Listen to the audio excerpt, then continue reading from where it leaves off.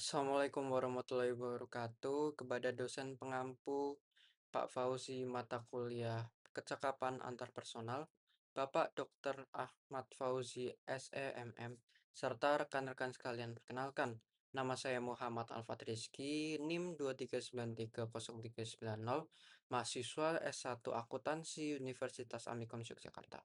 Pada kesempatan kali ini, saya akan membawakan presentasi berjudul Membangun Citra Diri yang Kuat dan Profesional.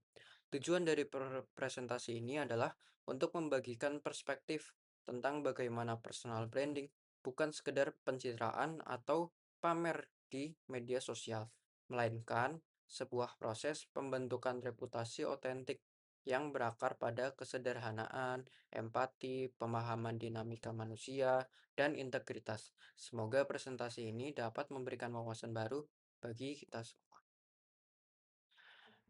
Memasuki poin pertama, apa itu branding diri sendiri dan mengapa hal ini penting? Secara umum, personal branding adalah gambaran tentang siapa kita, apa keahlian kita, serta nilai-nilai apa yang kita pegang, yang ditangkap dan diingat oleh orang lain.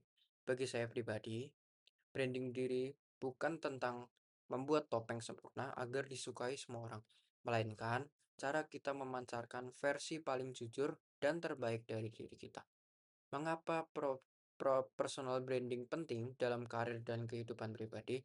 Dalam karir, skill teknis seperti akuntansi atau analisis data bisa dipelajari oleh siapa saja. Namun, citra diri seperti keandalan, empati, dan etika kerja adalah hal yang membedakan kita di dunia profesional. Branding yang kuat membuat orang lain percaya untuk memberikan tanggung jawab kepada kita. Dalam kehidupan pribadi, branding diri membantu kita yang menarik lingkungan yang tepat. Ketika kita memegang nilai kesederhanaan dan kejujuran, kita secara alami akan menarik hubungan interpersonal yang sehat dan saling mendukung. Karakter dan identitas ini menjadi benteng agar kita tidak mudah goyah oleh validasi luar, karena kita sudah mengenal siapa diri kita sebenarnya. Selanjutnya, kita masuk ke pembahasan utama. Elemen apa saja yang harus dipertimbangkan dan bagaimana strategi membangunnya? Menurut saya, ada 4 elemen utama yang membentuk citra diri yang profesional.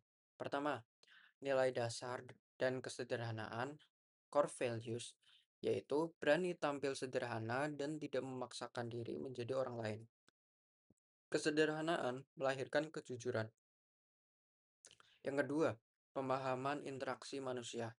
Mengetahui bahwa setiap tindakan kita memiliki hubungan kausalitas atau hubungan sebab akibat terhadap perasaan dan respons orang lain. Yang ketiga, keterampilan mendengar, active listening. Kemampuan untuk berempati dan bersimpati, bukan hanya fokus ingin didengar. Yang keempat, rasa ingin tahu dan growth mindset. Keinginan yang besar untuk terus belajar dari siapa saja dan pengalaman apa saja. Strategi saya dalam membangun citra diri yang kuat yaitu berlandaskan pada pengalaman saya mempelajari dinamika manusia sejak SMA hingga bangku kuliah. Saya belajar bahwa manusia memiliki latar belakang, kondisi psikologis, bahkan trauma tersendiri baik dari faktor internal maupun eksternal. Oleh karena itu, strategi saya dalam membangun citra profesional ini adalah pertama dengan mendengarkan lebih banyak dibandingkan berbicara. Dengan menjadi pendengar yang baik, saya bisa memahami kebutuhan tim atau rekan kerja secara mendalam sebelum mengambil keputusan. Yang kedua, menjaga hubungan kausalitas yang positif. Saya selalu mempertimbangkan jika saya melakukan hal ini, apa dampaknya bagi orang lain. Prinsip ini menjaga saya agar tidak merugikan orang lain dan selalu mengedepankan etika. Lalu, yang ketiga, saya selalu menjaga sikap optimis. Di tengah tekanan pekerjaan atau kuliah, optimisme yang tenang akan menular dan memberi rasa aman kepada orang di sekitar kita. Lalu, bagaimana cara mempromosikan diri sendiri dan meningkatkan visibilitas di tempat kerja, atau komunitas tanpa terkesan pamer. Bagi seseorang yang menyukai pendekatan sederhana, mempromosikan diri tidak harus dilakukan secara vokal atau heboh. Saya melakukan pendekatan promosi berbasis kontribusi dan solusi. Cara saya meningkatkan visibilitas, pertama, memanfaatkan rasa ingin tahu yang besar. Saya rutin menggali ilmu dan wawasan baru, baik dari literatur maupun berdiskusi dengan orang lain. Ketika tim mengalami kendala, ilmu dan wawasan tersebut saya bagikan sebagai opsi solusi, bukan untuk menonjolkan diri. Yang kedua, menjadi problem solver yang berempati. Visibilitas terbaik lahir saat orang merasakan kehangatan dan keandalan kita. Saat ada rekan yang kesulitan, saya hadir memberikan simpati dan bantuan nyata. Yang ketiga, konsistensi hasil kerja. Biarkan kualitas kerja dan integritas yang menjadi juru bicara utama reputasi kita. Sebagai contoh, promosi yang efektif dibanding membuat pernyataan seperti "saya sangat paham soal analisis ini". Contoh promosi yang lebih efektif adalah kemarin saya sempat mempelajari kasus serupa dan menemukan pendekatan ini. Mungkin ini bisa membantu menyelesaikan kendala yang sedang kita hadapi. Pendekatan ini menunjukkan kapasitas diri sekaligus kerendahan diri. Nah, dalam perjalanan membangun branding diri, tentu ada berbagai tantangan yang muncul. Nah, tantangan utamanya itu rasa butuh validasi dan takut diremehkan. Di masa lalu, tantangan terbesar saya dan mungkin banyak orang adalah rasa ingin diakui orang lain, takut diremehkan, atau cemas akan penilaian lingkungan. Yang kedua, resiko kehilangan autentisitas atau keaslian. Terkadang ada dorongan untuk berpura-pura menjadi sosok yang serba tahu agar terlihat hebat di mata orang lain. Nah, bagaimana nih cara mengatasinya?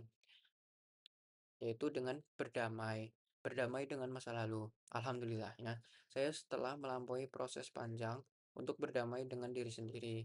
Saya menyadari bahwa kita tidak bisa mengontrol persepsi semua orang.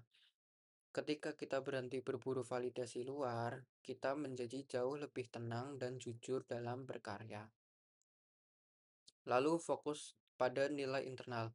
Ketika ada rasa takut diremehkan, saya mengalihkannya menjadi energi positif melalui rasa ingin tahu untuk terus belajar, bukan untuk membuktikan apapun kepada orang lain. Pendekatan kausalitas. Dengan memahami bahwa setiap orang punya latar belakang dan traumanya masing-masing, saya tidak mudah terbawa perasaan. Jika ada tindakan orang lain yang kurang menyenangkan, ini membuat saya tetap objektif, profesional, dan optimis.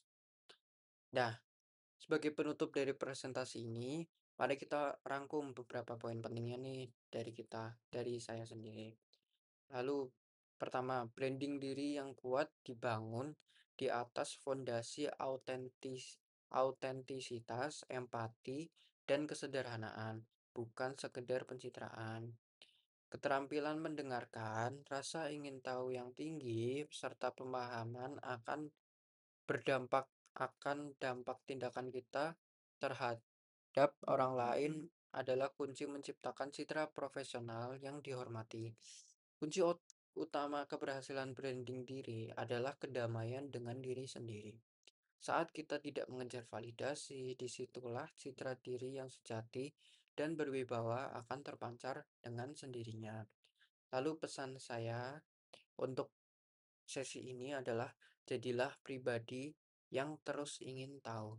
Senantiasa mendengarkan dengan empati dan biarkan kesederhanaan serta hasil kerjamu yang berbicara. Terima kasih atas perhatiannya Bapak Dr. Ahmad Fauzi dan teman-teman sekalian. Mohon maaf apabila kesalahan kata. Wassalamualaikum warahmatullahi wabarakatuh.